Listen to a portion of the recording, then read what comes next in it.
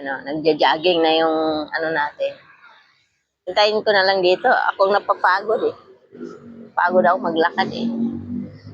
Sinamahan natin para mag-jogging kasi walang exercise yung katawan niya eh.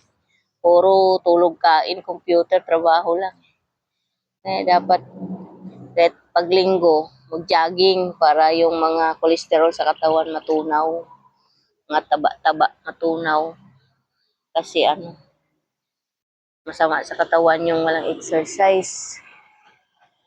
Titigas yung mga kolesterol na kinain mo. Pag hindi ka papawisan, hindi mo igalaw-galaw yung katawan mo. Ayun. Ayun, oh. Ayun, oh. Oh. Ayan. Sige, banat, tagan, takbo, sige, jogging. Oh, para pawisan ka. Diba? Kasi ito natin hintayin.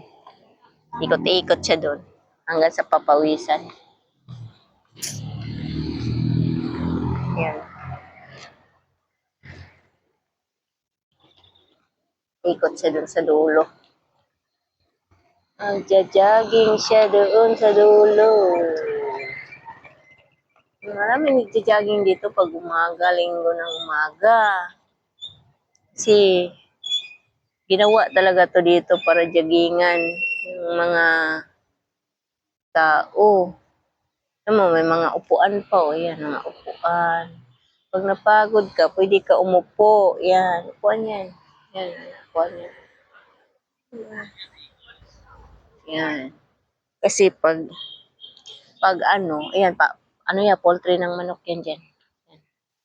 Itlog, saka mga manok. Simbahang maliit si ate ito, nag-garden si ate doon. Tanim ng mga Ayun, nagtatanim ng mga gulay si ate, oh. Ate, nagtatanim ka dyan ng gulay. Ate, ha? Anong gulay tinanim mo dyan, ate? Anong gulay?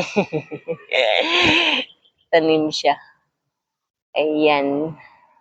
Ng mga gulay-gulay. Mga kamuting kahoy pa siyang tanim. Diba? Guys. Dito natin hintayin yung natin. Yung anak natin na nagja-jogging.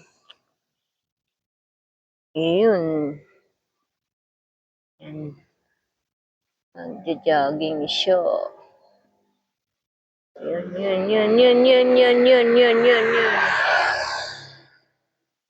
Medyo maaga-aga pa.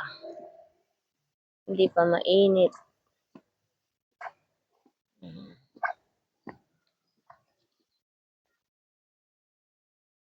Oh, yeah.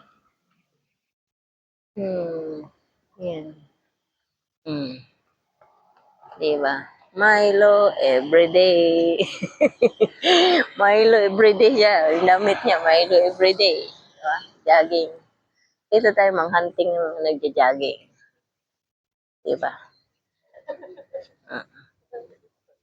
Lahat ng mga nagja-jogging. Hahantingin natin sila.